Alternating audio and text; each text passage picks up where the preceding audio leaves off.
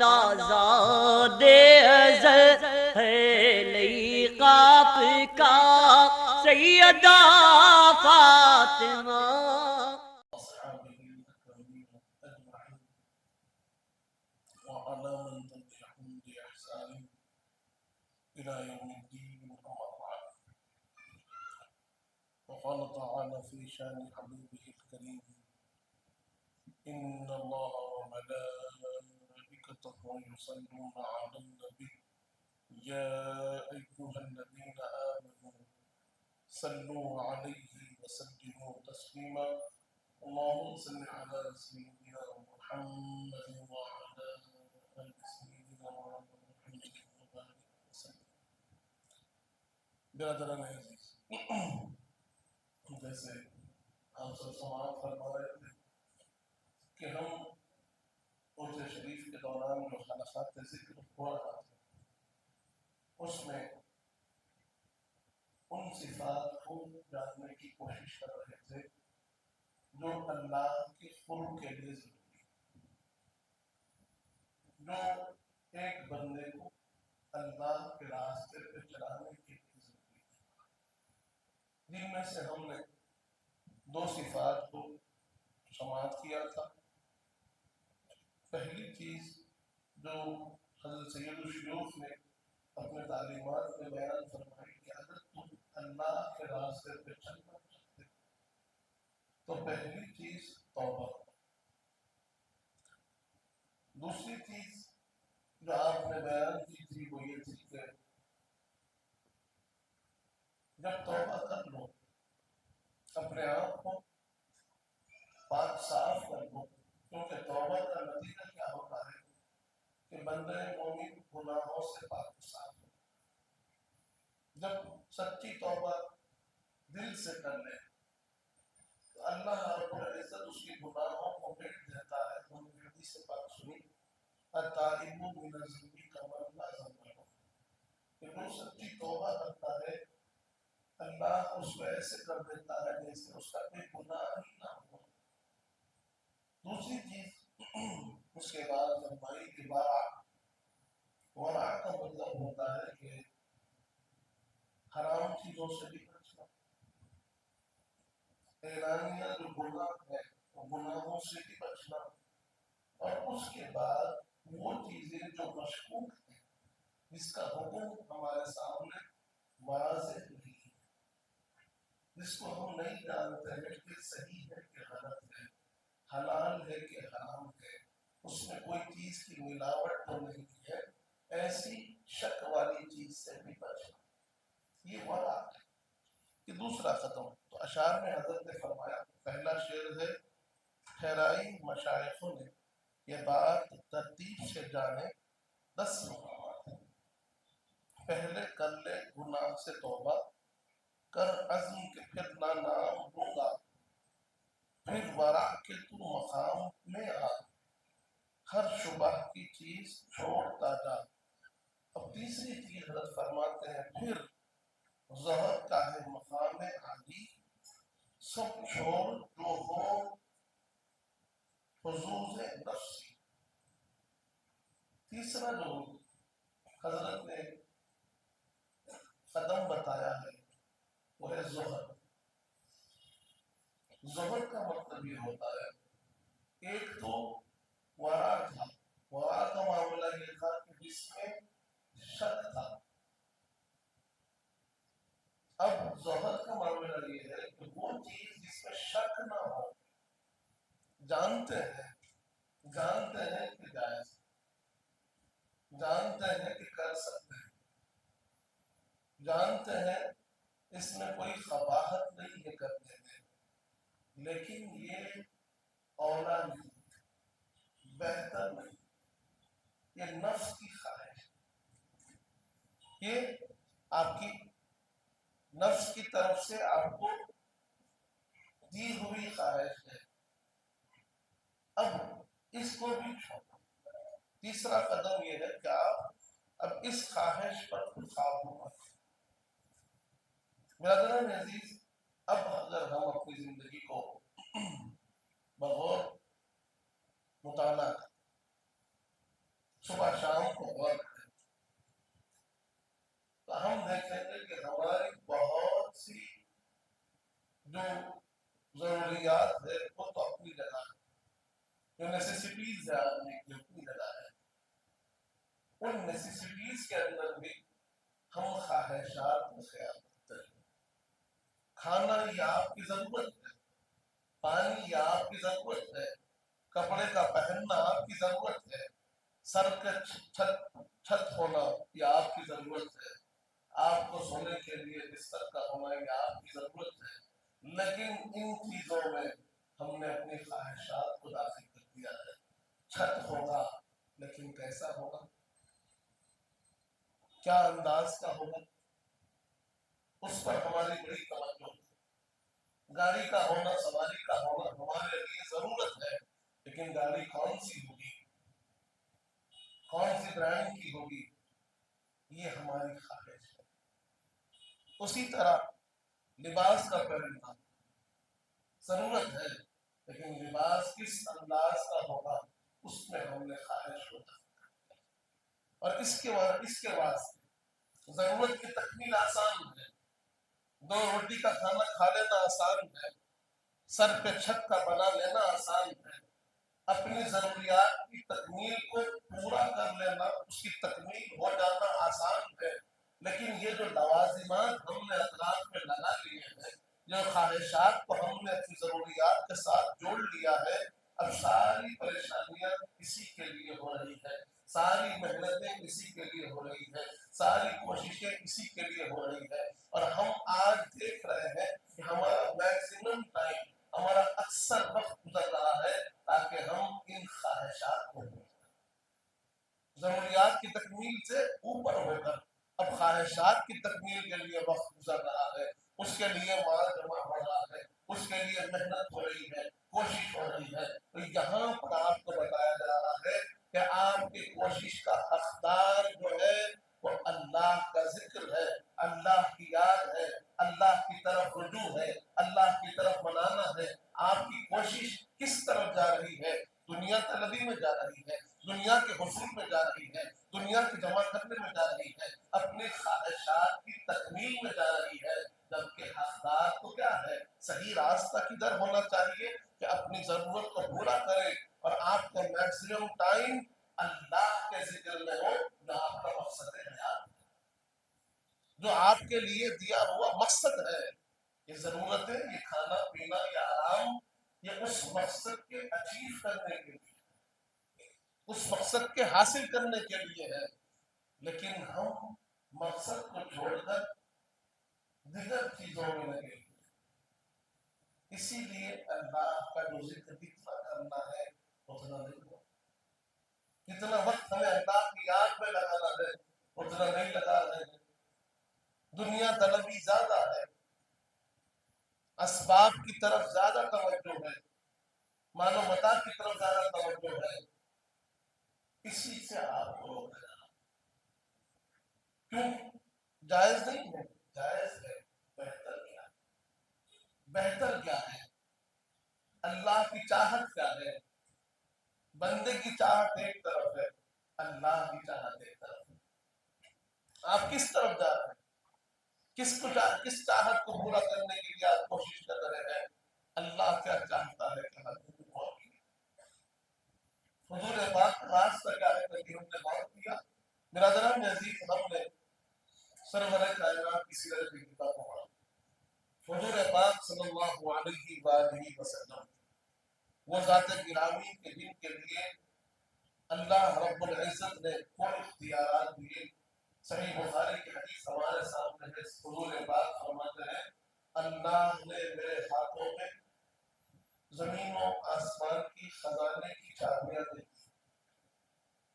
حضور پاک فرماتے ہیں کہ اوٹی تو وفاتح عرض کہ زمین و آسمان، زمین کی جتنے خزانوں کی چابیاں ہیں اللہ نے مجھے دے دی ہے۔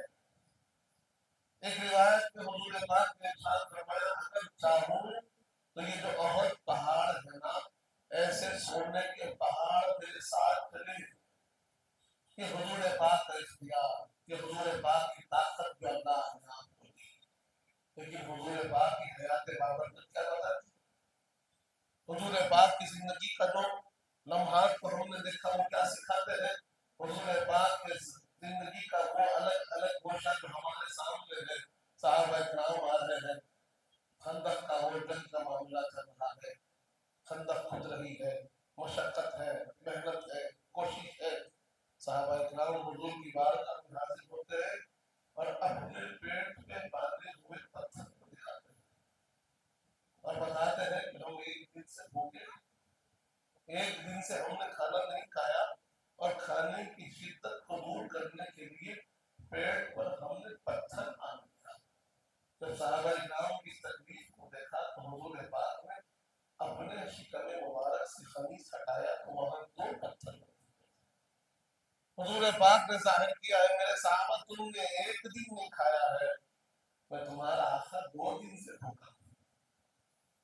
برادران عزیز، سارا اختیار ہونے کے بعد یہ فخر اختیاری تھا، اضطراری نہیں ہے کہ نہیں کچھ بھی نہیں ہے تو نہیں کھا رہے ہیں، نہیں سب کچھ رکھ کر بھی نہیں کھا رہے ہیں، کیونکہ حضور پاک ساری کائنات کے لیے رحمت بن کر تشریف لائے ہیں، امام بن کر تشریف لائے ہیں، ہدایت کا سامان بن کر تشریف لائے ہیں، اور حضور پاک بتا رہے ہیں کہ دیکھو یہ میرے امت کے جب تکلیف زدہ دیکھیں گے کہ ہم ان تکلیف میں کیا کریں تو آقا کی سیرت کو ان کے لیے بھی مقام ہے، ان کے لیے بھی درس ہے۔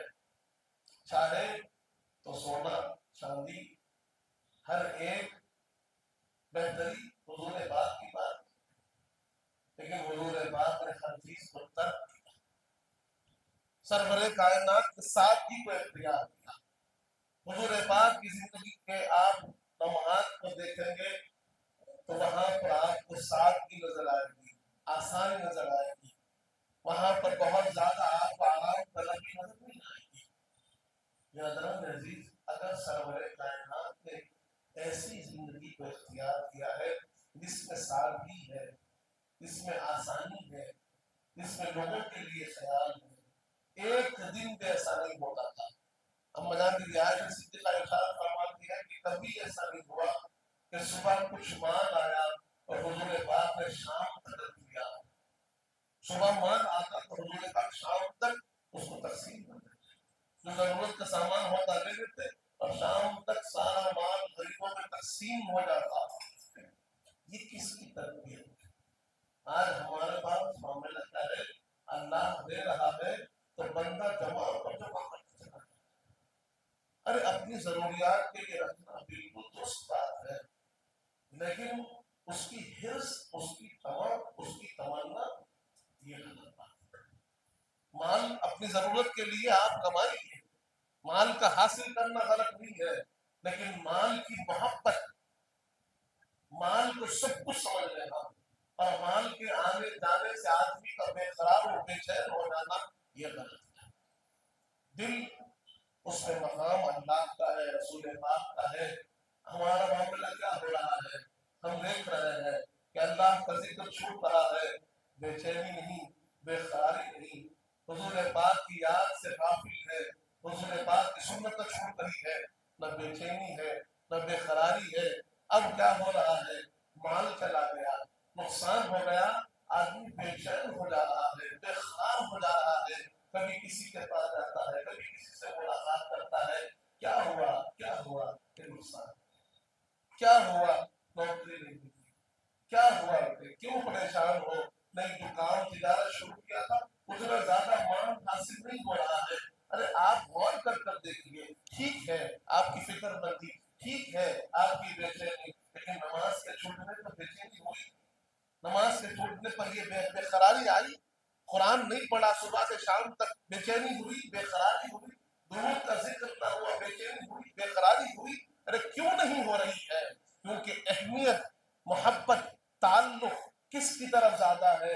یہ آپ کی بے چینی اور بے قراری بتا رہی ہے، یہ آپ کی توجہ بتا رہی ہے کہ کس طرف توجہ زیادہ ہے۔ ارے جب نماز چھوٹتی صحابہ کرام کی نعوذ باللہ، ہم نے مولانا علی مشکل کشا کے واقعے کو سنا ہے کہ حضور پاک صلی اللہ علیہ وآلہ وسلم مولانا علی مشکل کشا کے زانوں پر آرام کر رہے ہیں اور ادھر عصر کا وقت چلا جا رہا ہے۔ جب عصر کا وقت چلا گیا تو مولانا علی کے چہرے کی رنگت اڑ گئی، آنکھوں سے आंसू रवा हो गए। हुजूर पाक बेदार हुए तो देखा चेहरे पर एक अजीब अजीब परेशानी है। पूछा अली क्या बात है, क्यों परेशान हो? अर्ज किया या रसूल अल्लाह, मैं असर की नमाज नहीं पढ़ा था, लेकिन आपके आराम में खलल भी नहीं डाल सकता था, इसलिए मेरी नमाज छूटने की वजह से ये बेचैनी है, ये बेकरारी है, आंखों में आंसू आ गए क्योंकि नमाज छूट गई। हुजूर पाक ने कहा अली तुमने मेरी मोहब्बत में अपनी नमाज को छोड़ा है। हुजूर पाक ने अल्लाह की बारगाह में दुआ की, कहा परवरदिगार ये अली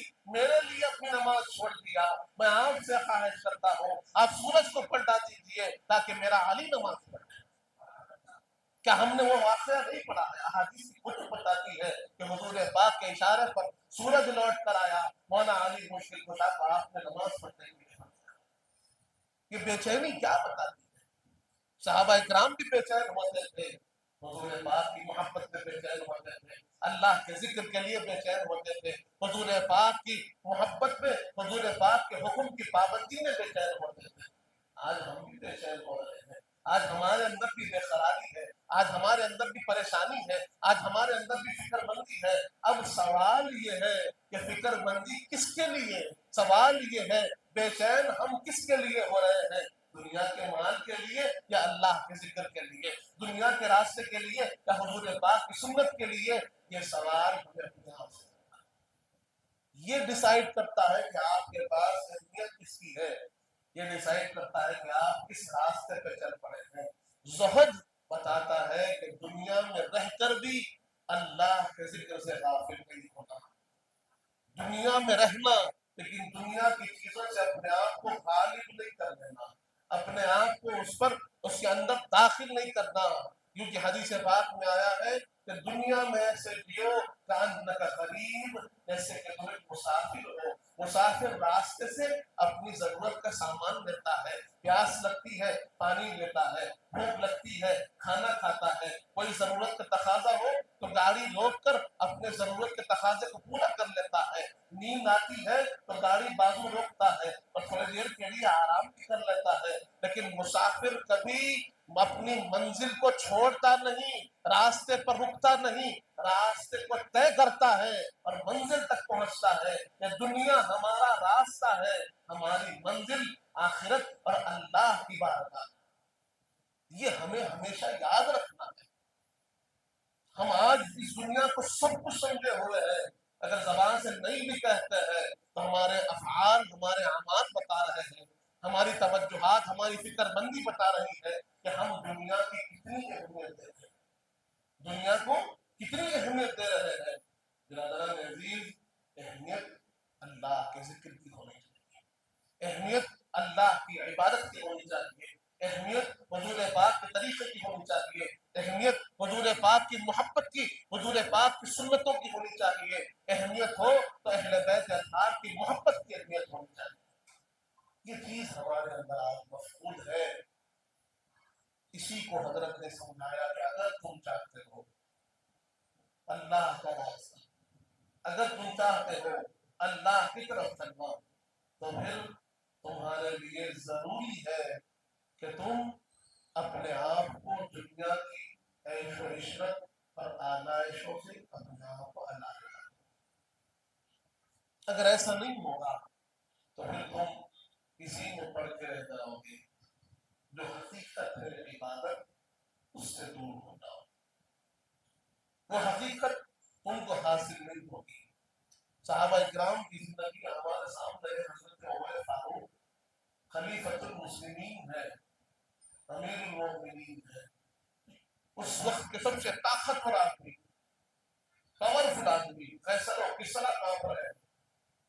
कैसर और किसरा उस वक्त के सुपर पावर्स हजरत उमर के नाम से कांपते थे, घबराते थे कि भाई उमर का अगर हमला हो जाए तो क्या करें। वैसी शख्सियत है, रात में लेटती है बिस्तर पे अपने, तो हाथ में एक छोटी सी छड़ी लेकर अपने पैर पर मार के पूछते हैं, बता उमर आज मुझसे कोई गलती तो नहीं, कोई हुक्म शरीयत तो नहीं छूटा, कहीं तो अल्लाह को नाराज तो नहीं किया? अरे जिनको हुजूर पाक ने अपनी जिंदगी में जन्नत की बशारत दी, फरमाया अबू बकर फिल जन्ना, उमर फिल जन्ना, उस्मान फिल जन्ना, अली फिल जन्ना, जिनको जन्नतों की बशारत है हुजूर पाक ने दी हो। वो उमर रात में सोते हैं तो अपना मुहासबा कैसे कर रहे हैं, अपना हिसाब खुद ले रहे हैं और अपने आप को मारते जाते हैं, रोते जाते हैं, पूछते जाते हैं, बता तुझसे कुछ नाफरमानी तो नहीं हुई, तुझसे कोई गुनाह तो नहीं हुआ, तुझसे कोई गलती तो नहीं हुई, काश के तू एक तिनका होता, उड़ जाता हवा में, तेरा हिसाब किताब तो न होता, काश के तू एक छोटी सी चिड़िया होता, जीता मर जाता, अल्लाह तुझसे कुछ तो नहीं करता। बिरादरान अजीज, ये हजरत उमर फारूक है जो अपना हिसाब ले रहे हैं उस हिसाब से पहले, और हम है कि गफलत में है, दिन भर क्या गुजर रही है मालूम नहीं, कहाँ जा रहे हैं मालूम नहीं, क्या खा रहे हैं मालूम नहीं, इबादत में खड़े हैं तो ख्याल दुनिया का है, कुरान पढ़ रहे हैं ख्याल किसी और चीज का है, जिक्र में बैठे हैं तो याद आ रहा है वहां को जाना है, यहाँ को जाना है, अरे सबको जाना है, उस मंजिल के बारे में तो सोचिए ना जहां से फिर लौट के नहीं आना है, अरे सारे रास्ते जहां जाकर खत्म होते हैं वो मंजिल आखिरत की है, वो मंजिल खबर की है, जहां से फिर कोई लौट कर आने वाला नहीं है, और जिसके लिए कोशिश कर रहे हैं वही औलाद ले जाकर दफन करने वाली है, वही वालिदैन ले जाकर छोड़ के आने वाले हैं, वही रिश्तेदार है जो हमारे ऊपर मिट्टी डालने वाले हैं। अब सवाल हमको करना है कि जहां से लौट के नहीं आना है वहां के लिए हमने क्या तैयार रखा है। दुनिया के लिए तो बड़ी तैयारी है, कल के खाने के लिए, परसों के पहनने के लिए खूब तैयारी की हुई है, उस खबर के लिए क्या तैयारी की है जहां से लौट के नहीं आना है, उस आखिरत के लिए क्या तैयारी की है जहां से हर एक चीज का हिसाब देना है। मेरा दरान अजीज, इसके लिए हजरत ने समझाया कि तौबा करो, मशहूर चीजों से बचो, साथ ही जायज होगा लेकिन बेहतर जो है अल्लाह का हो, अल्लाह का जिक्र, हुजूर पाक की मोहब्बत, हुजूर पाक का रास्ता, इस पर वक्त गुजारो, इसके लिए मेहनत करो, इसके लिए कोशिश करो। तो आज हमारी मेहनतें भटक चुकी है, तवज्जुहात भटक चुकी है, उन तवज्जुहात को एक तरफ कीजिए, जरूरत जरूरियात की तकमील जरूर कीजिए, लेकिन अहमियत अल्लाह के जिक्र को दीजिए, हुजूर पाक के तरीके को दीजिए, हुजूर पाक की मोहब्बत को दीजिए। ये मेरा रवि जो हो गई है इसी वजह से है कि हमने अपनी मकसद को, अपनी हकीकत को, एक मर्तबा वो फिक्र आखिरत आ जाए तो हजार गुना हमसे खुद छोड़ जाएंगे, हमको किसी को रोकने की जरूरत नहीं, कोई हमको रोकने की जरूरत नहीं, वो फिक्र ही हमको रोक देगी, तो ख्याल ही हमको अल्लाह की तरफ ला देगा कि अगर आखिरत की फिक्र हो कि अल्लाह देख रहा है, अल्लाह के सामने मुझे जाना, अल्लाह को मुंह दिखाना है, खुद ब खुद आदमी गुनाह से उठ जाता है, खुद ब खुद उसकी तवज्जो जिक्र की तरफ, कुरान की तरफ, हदीस की तरफ आ जाएगी, खुद ब खुद उसके ख्वाहिश, उसका शौक रसूल पाक के रास्ते की तरफ हो जाएगा कि मेरे आका ने क्या सिखाया। आज हमारे बच्चों को बुनियादी बातें नहीं मालूम, हुजूर पाक के बारे में बुनियादी इल्म को हासिल नहीं है, जो हमारा मकसद ऐन है हम उससे बिल्कुल काफिल। क्यों? क्योंकि दुनिया को हमने अपने ऊपर खालिद कर लिया है। बिरादरान अजीज, इंशाअल्लाह और चंद जो बातें हजरत ने हमें सिखाई है, इस रास्ते पे चलने की जो आपने तालीमात हमको दी है, हम इंशाअल्लाह उसको भी जानने की सआदत हासिल करेंगे।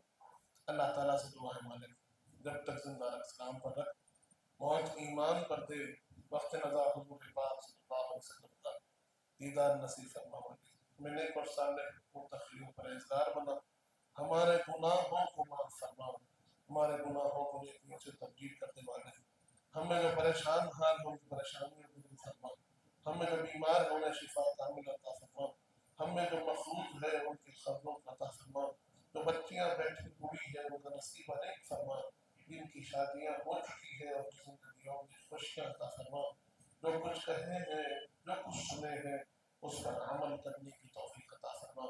हुजूर पाक सल्लल्लाहु अलैहि वसल्लम का सच्चा गुलाम और उम्मती बना माने, अहले बैत अतहार का सच्चा गुलाम बना, साहबा इकराम का चाहने वाला बना, औलिया अल्लाह का चाहने वाला बना, उनके बताए हुए रास्ते पर चलने की توفیق عطا فرمائے. وصلی اللہ تعالی علی خیر خلقہ سیدنا محمد وعلی آلہ وصحبہ وسلم والحمد للہ. سرکار آپ کا محتاج کرم ہے، نسبت کی قسم ہے، نسبت کی قسم ہے.